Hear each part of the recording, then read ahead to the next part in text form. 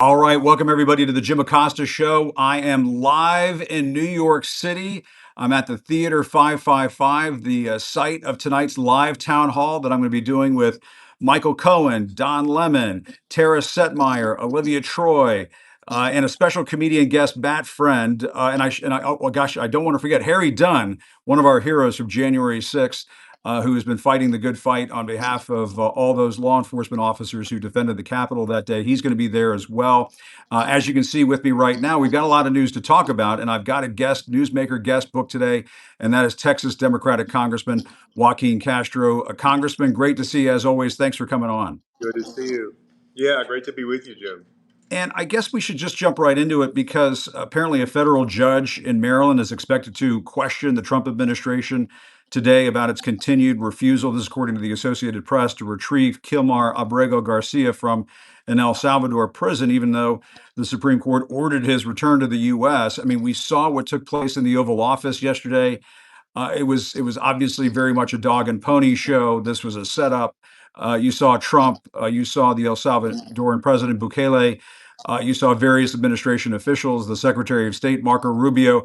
They're all basically saying, gosh, we're just the United States. What can we do? We can't get him back. It's up to El Salvador. What did you make of all that? Yeah, I mean, it was really chilling to see the President of the United States sit there with this rogue Latin American leader and claim to be absolutely powerless when it comes to getting Kilmar back. And remember, Jim, this is an administration that admitted that he should not have been deported. They admitted their error. It's that they're refusing to abide by a court's order and facilitate his return. And you couple Yeah. that with the fact that he's said that he wants to send U.S. citizens to this gulag prison in El Salvador, and you see that he's looking to violate more people's constitutional rights in the months and weeks ahead. And one of the questions that I get is what can be done about this? What can the Democrats do about this? I mean, the Supreme Court has weighed in, and they have said they've gone along with these courts saying that the U.S. has to return uh, Kilmar back to the United States, and they're just thumbing their nose at the Supreme Court, and so we're sort of in this constitutional no man's land right now. It seems. Yeah, I think a few things. First, legislatively, I think in the Senate, they obviously have more leverage than we do in the House. And so they ought to use their leverage to basically block the president's legislative agenda and his appointments until they can get the president to follow the Constitution, which he's not doing right now. And there should also be a penalty on President Bukele and El Salvador. It's a wonderful country with beautiful people, but they've got a leader now who has gone rogue, who's complicit in human rights abuses. And so we got to make sure that we look at sanctions against President Bukele and his administration. And also, I'm going to be filing what's called a resolution of inquiry, which would allow us, it's a privilege resolution, which would force a vote, at least in the Foreign Affairs Committee, on getting the documentation, the agreement between the United States and El Salvador that allows for the Trump administration to be sending people to this prison. And we're getting a little interference with your signal there, Congressman. I think I'm going to just talk here for just a second, see if we can get it stabilized. But I know that you have met with the wife of Kilmar, and what I've read about what this family has Right. been going through is absolutely tragic. Apparently, I read somewhere that they have an autistic son, perhaps, or a son with some special needs, and this is no time for the father to be away. No, that's right. I mean, Umar was somebody who a court said should not be deported to El Salvador because of the danger to him and his life. And I mean, this is a working man. Like he was a union member, somebody that didn't have a criminal record, who was married and has a 5-year-old son who's autistic. And just a few years ago, these were the kinds of folks that even Republicans agreed we ought to give a shot at putting them down a path to, if not citizenship, at least to being able to get a green card and being able to stay in the United States and to work and to contribute to our economy the way he's been doing. And now all they're doing is marching to Donald Trump's beat. And whatever Donald Trump says he wants to do, that's what Republicans right now are for. Yeah, I mean, that's the disturbing thing about it. I mean, there seems to be no pushback or very little pushback inside the Republican Party right now. I mean, it says a lot about where the GOP is today as a national political party, especially in light of what Trump has been saying about what he would do with U.S. citizens. I mean, this is Reuters. Trump on Monday said he wants to deport some violent criminals who are U.S. citizens to Salvadoran prisons, a move that experts say would violate U.S. law. I mean, we shouldn't say experts say it would violate U.S. law. I mean, the Constitution does not allow you to do that with U.S. citizens. And the scary thing about it, he was talking about in this off-camera or hot mic moment with Bukele, where he was talking about sending the homegrowns out of this country. And it sounds as though it's whoever Donald Trump deems to be a criminal, he feels he Yeah. could just throw out of the country and send down to El Salvador. What's that? I mean, that is absolutely unconstitutional. No, it's wild. It's unconstitutional. You have a president of the United States that has basically gone rogue himself, Yeah. and what he's trying to painted as unsympathetic, right? Folks who are undocumented, and then he layers on top of that the idea that these are all criminals, which we know now that most of those people, for example, who were deported to El Salvador, they had no criminal record, but he lies about that and says that they're criminals, and so there's no reason to think that he's not going to do the same thing with U.S. citizens. Is that perhaps he'll start by trying to send folks who have committed crimes, but then increasingly it's just a matter of who he likes to tag as a criminal. And Right. so every single American should be concerned about the dark path that Donald Trump is taking us down.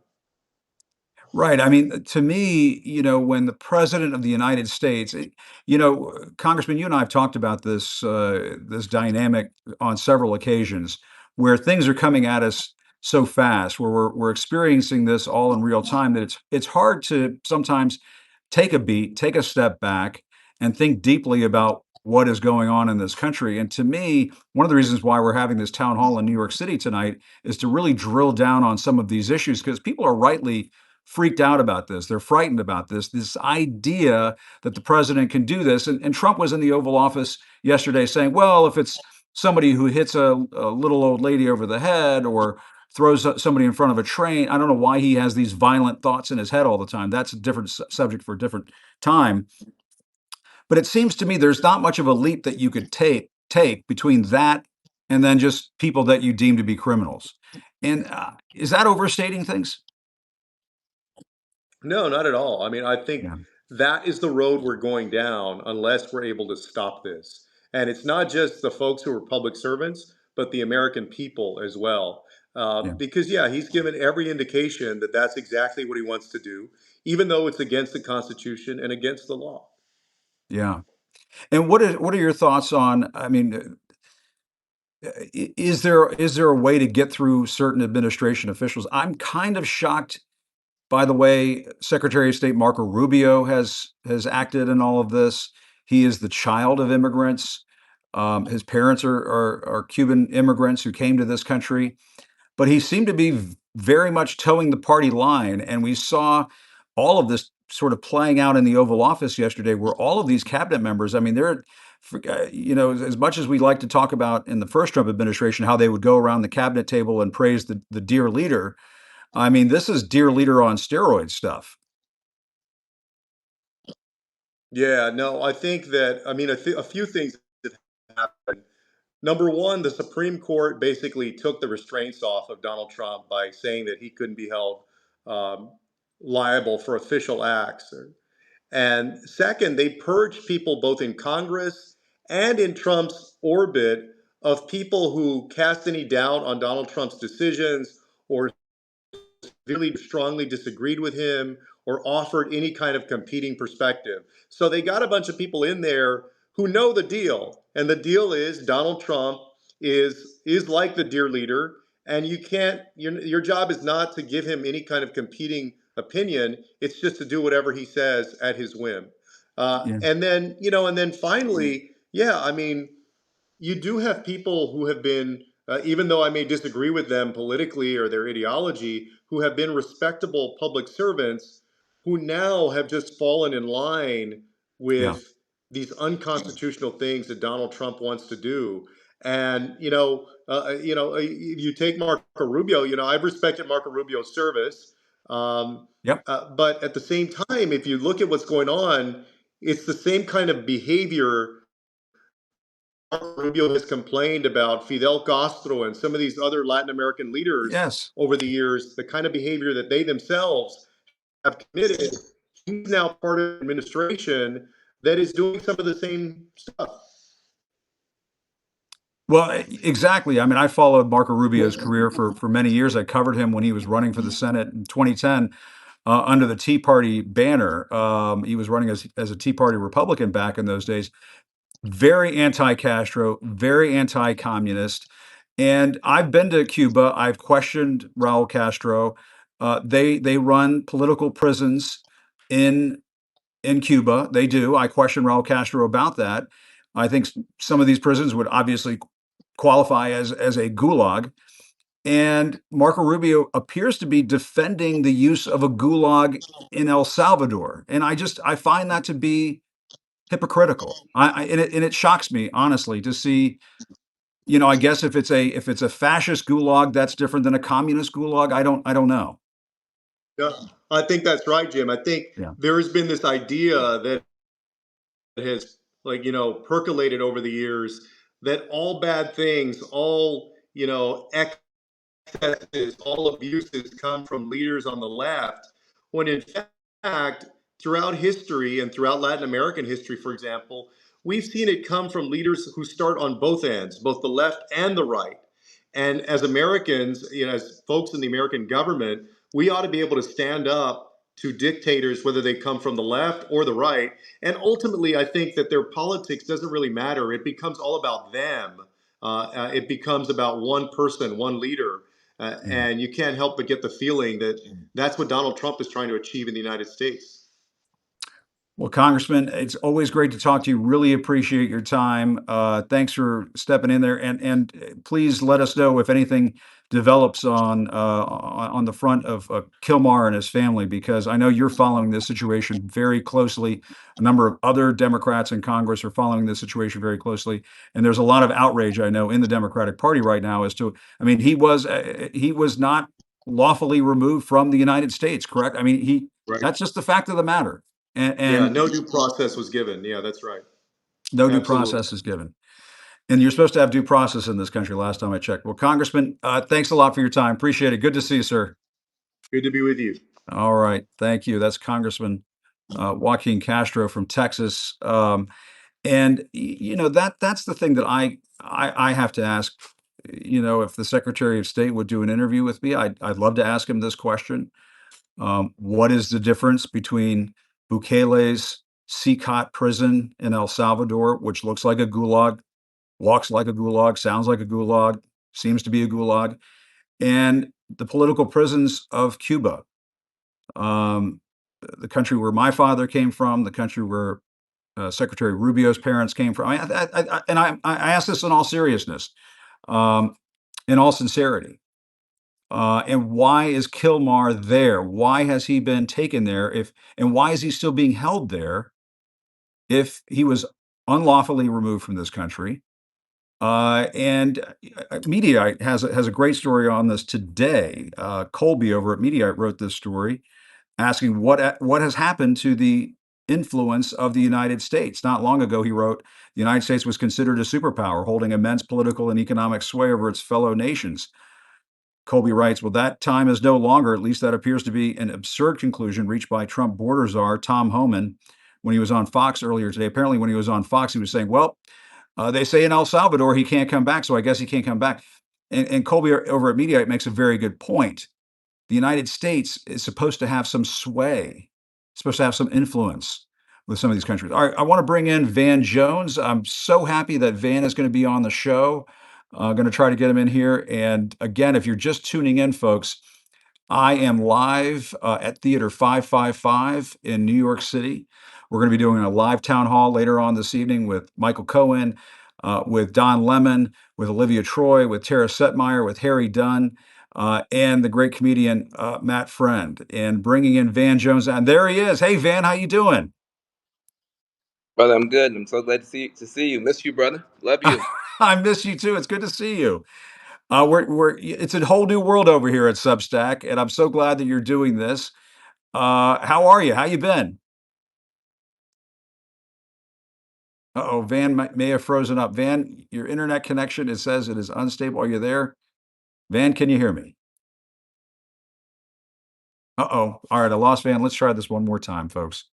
You know, as I've told you many times, one of the dangers of this program is that the anchor of the correspondent, yours truly, occasionally has to handle the equipment. And that's what Jump happened there. There's Van. Okay, I think he's coming in. good. I Van, can hear you. Can you hear me? Van, I can hear you. I can't see you. This is a little bit like when they put those ladies up in orbit the other day. It's like the Blue Origin thing. I don't see you there. Are you there? I can see you. There he is. The Eagle has landed. All right, and hopefully this will work. But fortunately, you and I don't have to parachute down from the outer edges of the atmosphere I know that to was make. amazing. That was amazing. I know Gail King very well. I know Lauren She's Sanchez very wonderful. well, and they're proving that there's no limit for what humans can do. So that was pretty cool. Very We cool. we need some I inspiration for our politics, though. no kidding. And I'm wondering where you're at because you and I haven't spoken in a while. We were just saying how much we missed each other. We miss each other. We can say that again. Yes. And I'm glad to have you here.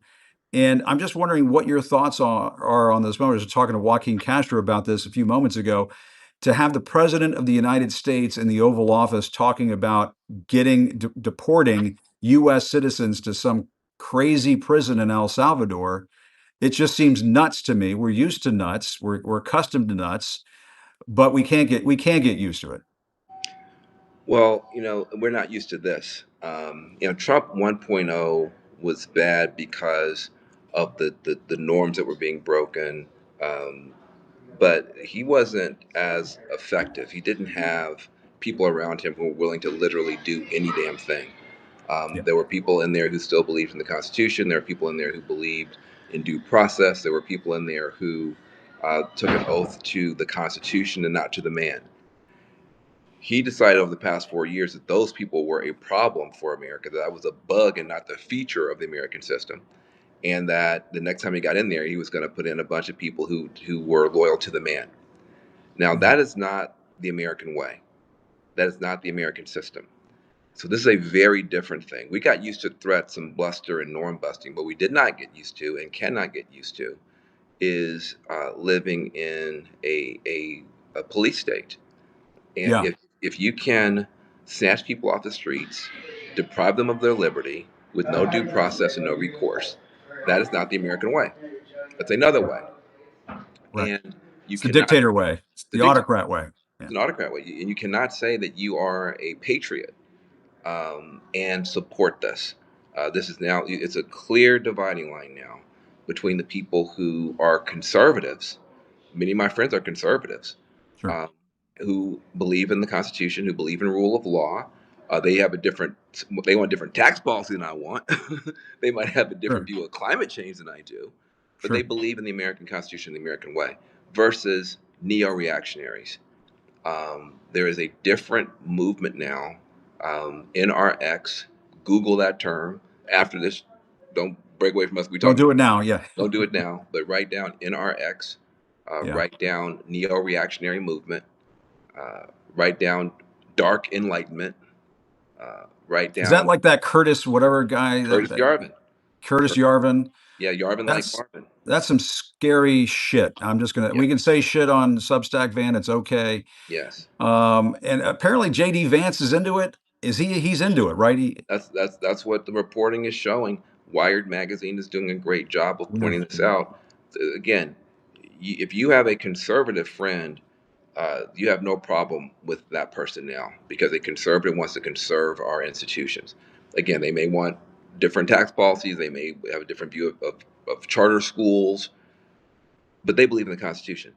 there's a set of people around this president who do not believe in the U.S. Constitution, and they're Yeah. vocal about it.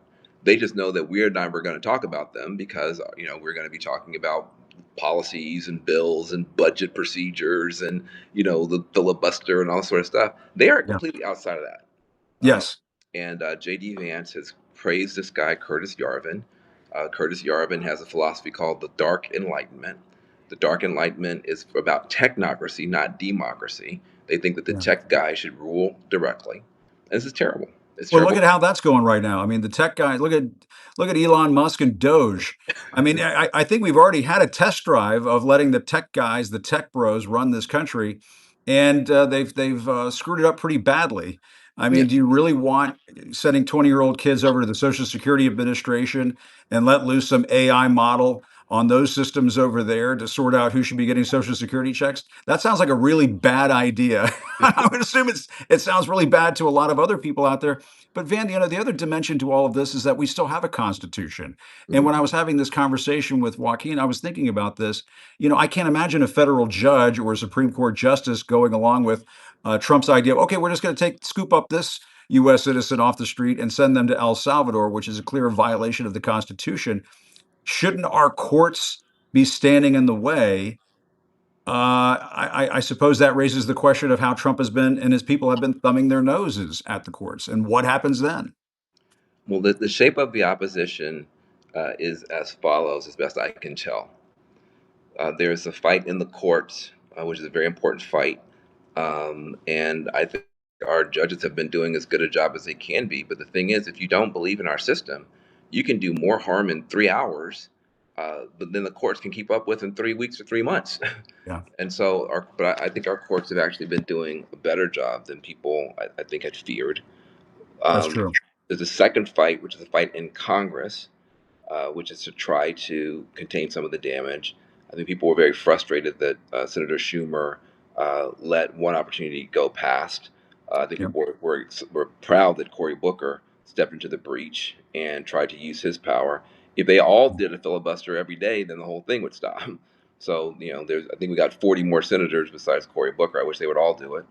Yeah, Um, then there's this question around communications, making sure that people know what's going on, which you're doing a fantastic job of doing, informing people, and empowering people, making sure people can decipher this stuff because people yeah, just get hit upside the head with so many different things over and over again. It's very hard to keep up.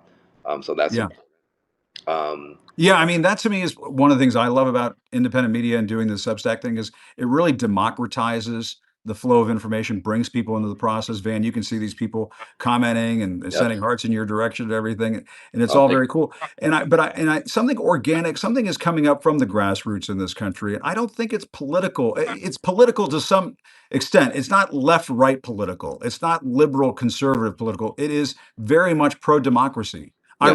I really see that, and I think I see Republicans caring about this, conservatives caring about this. You see people at the Bulwark and so on, and I tend to find it to be rather inspiring and reason to have some hope and optimism. Not saying this is a Well, pretty picture. I'm just saying it's not. There is hope. well, there is hope, and I think some of the things that are happening from the grassroots are, you got a bunch of veterans. You got look in Yeah, the just look at the black community for 1 second. I don't think we've talked about this enough. please. Yeah, There's so many African American women who are my age. I'm in my 50s. When we got out of college, the corporate sector was not that welcoming. Let's just be honest. yeah, You're talking about the 80s and 90s, early 2000s. Not, you don't have a lot of black women going to corporate sectors. They were getting college degrees, they were getting masters. Where did they go? They went to work for government, they went to work for the not for profit sector, and they became the backbone of our families, of our communities. They were the homeowners, they were the voters, they were the yeah, churchgoers, they were the mentors. They made everything they touched better. You can name yourself 20 black women who were that I'm describing. Everybody knows what I'm talking about. Those are the people Doge is going after. yeah. Big time. Doge, those are the people that Doge calls the deep state. People are going after those people. So those women, in particular, black Yeah, women, professional class black women, being Doge cut, is a double blow because the services they were giving are no longer going to be there. But also now those people who used to be the aunties that everybody relied on in a crisis, now they're in crisis. Yeah. This is I think the problem. And so people in the comments keep saying, what can we do? What can we do? Let me tell you something. This is going to take a minute now. Yeah. Can I just walk people back through a little bit of history? I would love that. Please, please. So look, people want an instant answer now because we live in this kind of high-tech world of tweets and everything.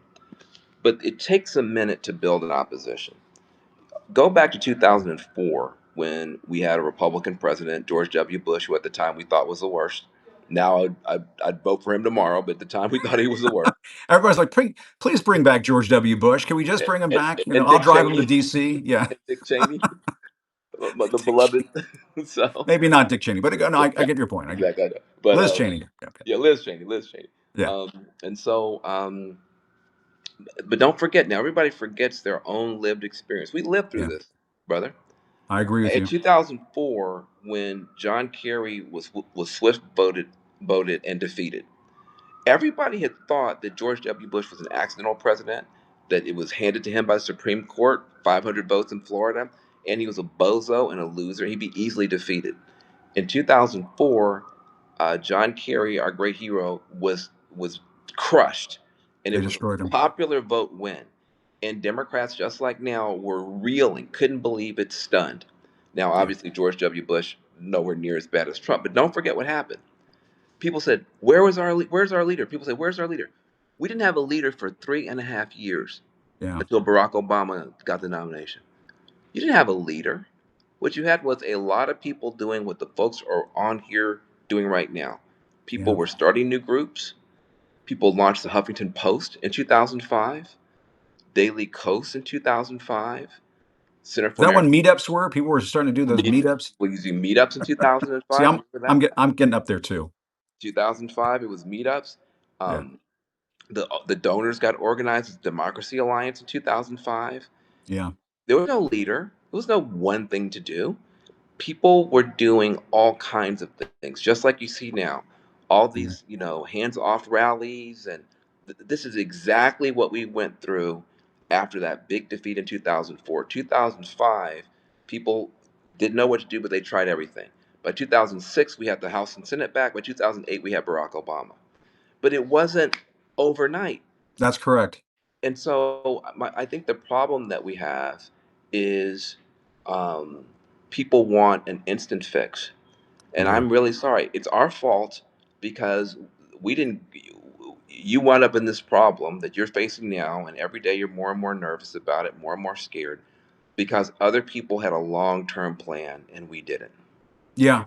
That's so true. You're so right about that. And I remember being out on the campaign trail with Barack Obama and in 2008, and there were all the Hillary Clinton folks and mainstream establishment Democrat folks saying, Barack Obama, nice guy, seems okay and everything. He's not going to make it. He's not going to beat Hillary. And I would go to these rallies and I would say, guys, he looks like he could win. I think he's going to win. And then Ted Kennedy comes out and the Kennedy family gets behind Barack Obama and the whole thing takes off like a rocket. And so I tell people all the time, like, you think that it's curtains and this is the way it's going to be. And then something happens. Something And it happened, is kind of the beautiful part of our process that we have in this country, as long as it's not destroyed in the next few years.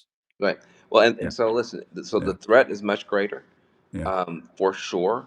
We've never had democracy has never had an adversary with yeah, these intentions and these capabilities in living memory. yeah. There are people around Donald Trump, not every Trump voter, don't say that, and not everybody even in the cabinet, don't say that. Agreed. But there are people around him that think American democracy has failed and who think that the world order that we built, for peace and prosperity for 80 years was a bad deal for America. I don't know what they're talking about, but they Yeah. truly believe this, brother. What And metric do they point to? What is I their evidence don't of this? they point to the fact that in the Rust Belt, the industrial heartland, people did get screwed. People did get a bad deal. There have been towns that have been hollowed out. But you can't explain to me how going to a Russian model would make it better when the Russians are poorer than we are. Yeah, Mississippi on a per capita basis has more money than the UK. So even in our poverty and our misery, we're still better than everybody else.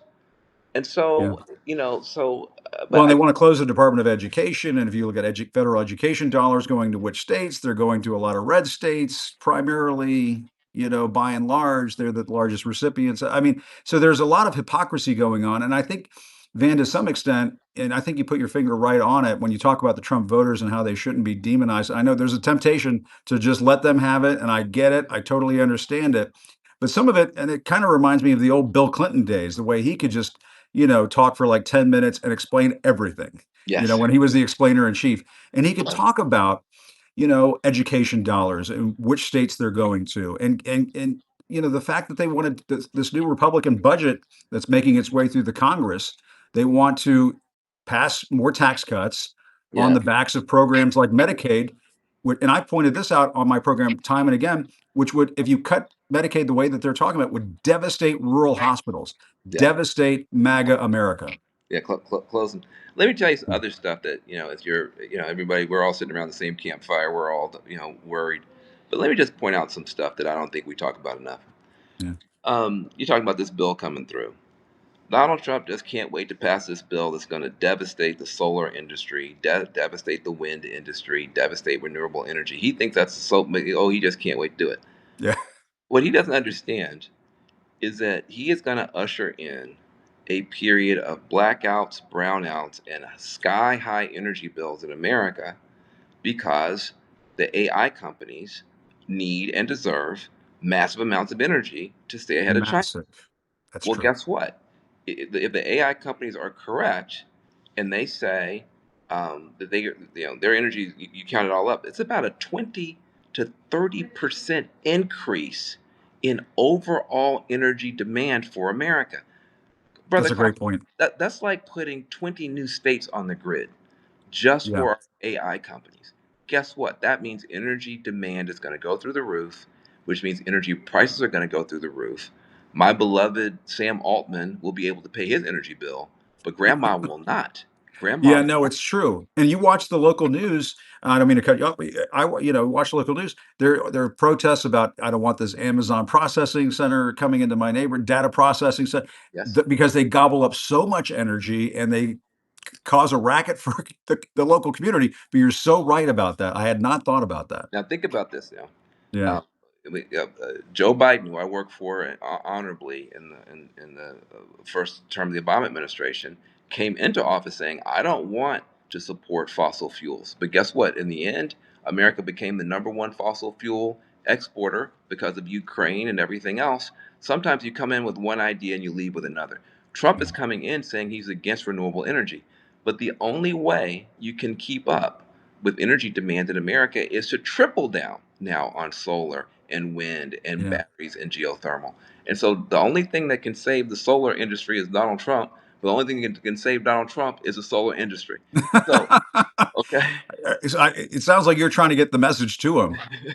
I'm just what Can you I'm get trying past Stephen Miller is the question. exactly. Just my point is that when you have just industrial grade stupid Yeah. running whole parts of our government, then even Republicans wind up shooting themselves in the foot. Like you said, closing their own hospitals, driving their own energy bills up, which gives you the opportunity to talk to your cousin, to talk to your friend from high Yeah. school, to talk to your coworker, not about become a better liberal. You need to be a smarter conservative. Mm. What are you doing as a conservative? What Just about these tariffs? I mean, hello, every Trump rally I've been to is within a 5-mile radius of a Walmart. Where did they get those goods from primarily? China. So what's the point of this trade war? I mean, you talked about this earlier, these industrial heartland cities that have been holed out. One of the reasons they got holed out is because of Walmart coming into a lot of these communities across the country. So where do all these folks have to go shopping? When they go shopping, they go to Walmart, and if everything goes up in price at the Walmart, they're not going to be happy. yeah. But Hey, I look, don't. I I, feel like I'm Glenn Beck drawing on a whiteboard here. Here's the picture of how this works. hey, look. I mean, I appreciate that there's a certain valor that the Trump voters are showing when they say they're willing to take short-term pain for long-term gain. I think there's a Yeah. certain valor there. I can respect that. The problem Yeah. is the long term gain ain't coming. That's the Yeah. problem. If you're going to take a short term hit, pay more prices for a year, and then instantly tomorrow, all these factories are going to show up, you're going to get great jobs, then there's a certain valor there. The problem is the factories take a lot longer than that to come, and when they come, they're all robots. They're all You're robots. fighting for jobs for American robots, not American workers. You're willing to sacrifice the world order our grandparents built up to Yep. onshore American robots, not American worker Great jobs. point. That's a And great point, Dan. so your valor is being wasted on the wrong cause. I'll never disrespect the Trump voters. I'm from rural West Tennessee. These are people I Yeah. went to high school with, I went to college with. I respect them Yep. tremendously. But their valor and their patriotism is worthy of a better cause than this reckless, foolish approach that is only empowering China. When you Yeah. tariff the whole world, they run away from you into the arms of China, Yeah. and the gain is not coming. We have to come forward as Democrats with a better option for Americans. The mistake that we made, and let me criticize my own party. Both me and you have never shied away from criticizing Democrats. Eh, Um, we were defending a broken status quo that most people Yeah. did not like by saying, well, if you think you're miserable today, wait till Donald Trump gets in there. So Well, that's not a great message. let me ask you this: since you brought up the Dems, let's talk about the next wave. What do you make of these Bernie Sanders and AOC rallies? Bernie gets 36,000 people in LA, and they go to Utah and Salt Lake City. They get big rallies there. Um, no disrespect to Bernie, but it seems to me that you want a younger figure to come forward in the Democratic Party, perhaps like an AOC, but maybe somebody who has more of a national appeal. It just seems like we don't have the Democrats don't have the right puzzle pieces in So, place on the card table at this point, but there's something happening there. look, I give Bernie a lot of credit. I give ALC a lot of Me credit. too. Me They're too. bringing hope to people who are miserable, and they're bringing people out. And one thing the authoritarians hate is when you have massive rallies against them. They want everybody scared and hiding in the closet and turning on their neighbors. They don't want people out there, chanting along with Bernie. Now, Bernie is not going to be president. And so that means that there's a big question that has to be answered in a couple of years. But Bernie is showing, and he's reminding a lot of people, you're not the one that's crazy, Yeah. and you're not by yourself. Now, there's another faction that seems to be forming that has a different theory of the case. Ezra Klein has put out this book called Abundance. Right. I have it. I'm going through it. Yep. That's different. That's interesting. Mm-hmm. Because what he's saying is that Democrats have shot ourselves in the foot by making it impossible to build anything in a blue state or a blue city. You can't build any housing. You can't build this. You can't build that. And Yeah. that we've got to become the party of the builders again. Now that's interesting. Now that could look. Bernie will get you to 40%. He's not going to get you to 51%. Yeah. but there are other ideas. There will be a third way out. There will Yeah. be people who say we don't want to defend the status quo and we don't want this crazy stuff from Trump. Somebody's going to come forward with something that is beautiful, that is Yeah. resonant, that makes sense. But in the meantime, I hope Bernie's rallies go to 50,000, Oh, 70,000. sure, for sure. I think it's cool that they're going out there doing it. I'm glad that people are getting fired up. I used to call it Trump depression syndrome. What happened after the election, between the election and the inauguration, that became everybody said, "Whoa, this is nuts what he's doing here." Van, I did want to ask you one other newsy question, and that is about Harvard becoming the first university to openly defy the Trump administration. This is the AP story as it demands sweeping changes to limit activism on campus. I mean, what the university's lawyers wrote on Monday: the university will not surrender its independence or relinquish its constitutional rights. I know it's not fashionable to say "Yay, Harvard," but but I mean, you have to hand it to them for taking that stand. That is not what everybody is doing these days. Well, Of course, the Trump administration said, "Well, now we're going to freeze $2 billion in grants and so on." But what is your take on all of this and what these universities are up against? if you saw what they were what Trump was trying to force Harvard to sign, it was unbelievable. It's basically the administration was going to have the right to review everything that they did, everything hire that they made every year for the next 4 years, and force them under the domain of viewpoint diversity to essentially hire the people that Trump told them to hire. Well, first of all, I thought you didn't like diversity. I mean, you literally I exactly. you literally just waged a whole jihad against diversity, and now under the name of viewpoint diversity, you want to essentially take over American universities. And so Harvard, And they were complaining about conservative viewpoints being under attack. I'm just not to yeah, interrupt, but they did yeah, say that forever. yeah. And so I'm proud of Harvard. I hate to say anything positive about Harvard because I went to another school, but but I'm proud of Harvard. I'm glad Yeah, that they took the stand, and more should, and I hope that more will. You cannot let the United States government run the private universities and make the private universities hire the people the president says. That is a dictatorship. That is an authoritarian yeah, regime. yeah. And I guess finally, I've had April Ryan on a couple of times, and one of the things that she and I have talked about, it, it pisses me off is, and it almost, you almost don't want to give it attention, is the way that they've been doing this over at the Pentagon, trying to scrub various websites. The National Park Service trying to scrub Harriet Tubman from a website about the Underground Railroad. It's just blatant, horrible behavior. And I just, is it even worth talking about in your view? I feel like you have to talk about it. You don't want to dignify it with a response, but it's just so awful that you have to say something. You and Let I me haven't talked in a long time, but this has been one of the things that has just infuriated me to no end. And I know I shouldn't give them that, but it No, no. does. I think coming from somebody with your level of respect and strength in this country, for you to say it's wrong, I think it matters. I don't think you should underestimate the fact you said that it matters. It and you not being black and not being female, even though I know you're Cuban American, you sticking up for Harriet Tubman means something. So I Yeah, appreciate that. But let me tell you, this may offend some, but go ahead.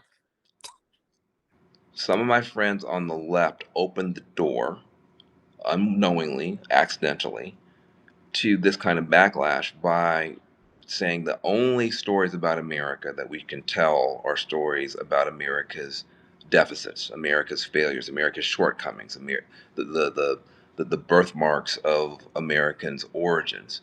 And so then here come these other idiots that say, no, no, you can only tell stories about America that make America perfect. Well, hold on a second, guys. You're both wrong here. Here's how you tell the American story that's honest. America has always been two things and not one.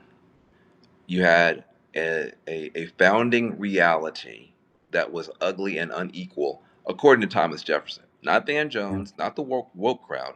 Thomas Jefferson, when you go to Jefferson Memorial, it says in marble and stone in the nation's capital, I tremble for my country when I reflect that God is just.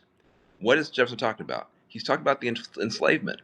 He's, Mm, he's he's so afraid that by not dealing with slavery, that God is going to wipe America off the map because the founding reality mm. was so unequal. Now that is Thomas Jefferson. You That's not almost called it, but yeah, yeah, yeah, yes. Okay. yeah, So the founding reality ugly and unequal. Even the founders don't deny that. But in that same memorial, if you turn your head 32 degrees to the right, you'll see also in marble and stone, we hold these truths to be self-evident yep, that all are created equal. That's a founding dream, brother. The yeah. founding dream is a That's who we beautiful are. dream. It's about equality. And so, what is America? Who are Americans? We are a rainbow people, every color, every faith, every gender expression, every kind of human being ever born in one country, trying Yeah, to close the gap between the ugliness of that founding reality and the beauty of that founding dream. That's what makes us Americans. If you deny the founding reality, you deny America. And if you deny the founding dream and its beauty, you deny America.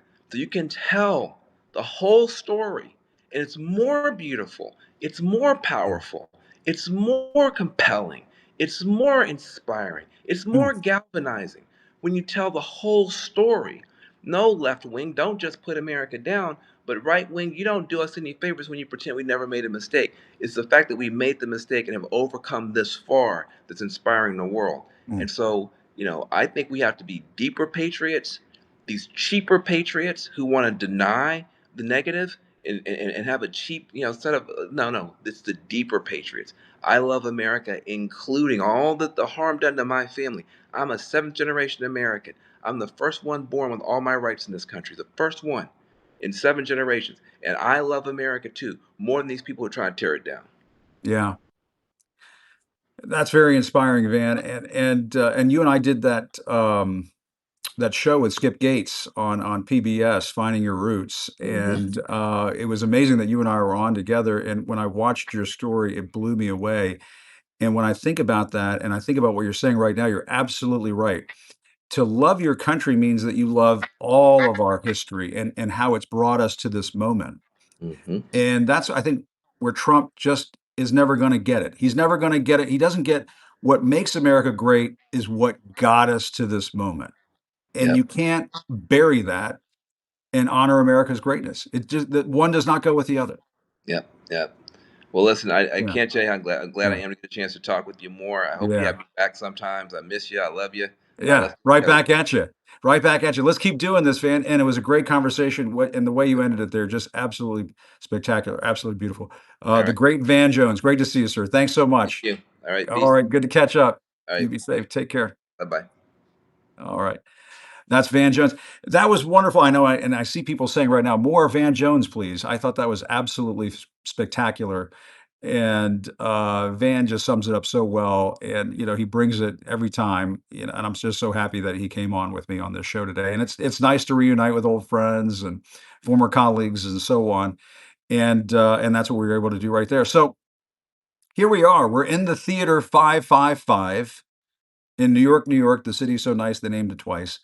And later on this evening, at roughly 6 o'clock, we think it's Substack. You can't hold us to a specific start time. This is not like watching The Love Boat back in the 1980s or whatever it was on.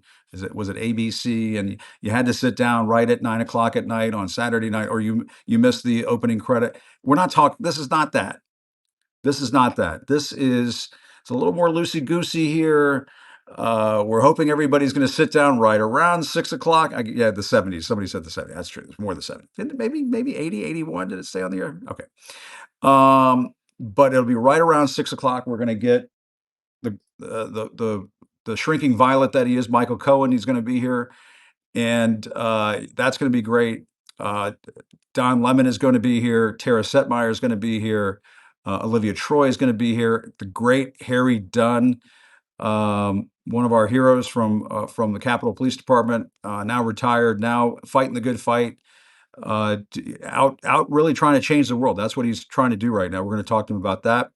And then we have my very special friend, Matt Friend, the great comedian, master impressionist. He's going to come and just bring the whole house down. We're all going to be doubled over by the time it's over because I've already heard a little bit of what Matt is going to say. And it's a good thing we're on Substack because I think if I was on my old show, I don't think that would go over well, some of the things that he's planning on saying. So anyway, I don't think we're going to get in too much trouble, but it's going to be a lot of fun. We're putting all the pieces together. We think it's going to be a lot of fun, and we need laughter. So Sonia just said, made the comment, we need laughter. And really appreciate everybody who's coming here. And we're going to be streaming this on my Substack, on the Jim Acosta Show. We are efforting, don't hold me to this, we are efforting also having this play on the Midas Touch channel. And so we're trying to put this out to as many platforms as possible. We're testing the bounds of the Substack machine, as I like to call it. The little hamster in the little wheel is spinning furiously to make all of this possible. We'll have multiple hamsters spinning furiously. And the exciting part about all of this is that we're going to be doing this on this platform, which is absolutely true. We have a whole crew here. We have a great crew, great guys. My producer Matt is here. His son is here helping out. We're hanging up posters. We're doing this old school. We're doing this guerrilla style. You're going to want to watch this. And yes, after it's over, the plan is for it to be recorded, and then it'll go out to Michael, put it on his Substack, and Don and Olivia and Tara and whoever wants to put on their Substack, put on their Substack. We'll have clips. There'll be so many different ways to watch it. It's going to blow your mind. But in the meantime, very, very excited about this. Somebody's asking the time. It'll be approximately 6 p.m. This is why I was talking about the Love Boat earlier, in case you're wondering. Have you started drinking, Jim? No, I have not. Why are you talking about the Love Boat? I don't know. But my point is that this is not like old school appointment viewing where if you don't sit down at a specific time, you're hosed. We're gonna Six-ish is kind of the loosey goosey start time, but there are gonna be lots of different ways to watch it. Eastern time, yes, Eastern time. I love that people. I love that we're doing this together as a people. So yeah, 6 o'clock Eastern time, 3 o'clock on the West Coast. What is that? Chicago Central Time Zone would be 5. The Mountain Time Zone, if you're in Utah or somewhere like that, that's 4 o'clock. I don't know what the time will be in Canada. That'll depend on which province you're in. But we love the people in Canada. We love the people overseas who watch us as well. Yes, an email will go out. I'm getting asked so many different kinds of questions. It's hard to keep up. But yes, I am recording it too. The recording will go out to everybody. 11 p.m. in London. Yes, I think that's about right. Is it 11 p.m.? Are you guys 5 hours ahead or 6 hours ahead? I think you're 5 hours ahead. Maybe Paris will be 6 hours ahead. But I won't use my terrible French because I cannot speak French. It's one of my flaws. But anyway, in the meantime, I'm going to be quiet now and save my vocal cords for this great panel that we have up lined up for later on tonight. Great lineup. It's going to be a lot of fun. We're going to drill down on some of these very important issues. We're going to hear also from the audience. The audience is going to chime in with their questions. Hopefully, they brought some good ones. I have also tried to make note of some of the questions that you have posted on the chat and in other places. Duke is not here tonight. I have Duke right here. Maybe I'll bring him to the next one. We're going to try to do one in the DC area. That's straight whiskey right there, folks. No, I'm just kidding. It's water. But we're going to try to do that the next time. We'll try to bring Duke to the next one. It all depends on the forces and the powers that be. But in the meantime, thanks everybody for watching. Reporting from New York, the Big Apple.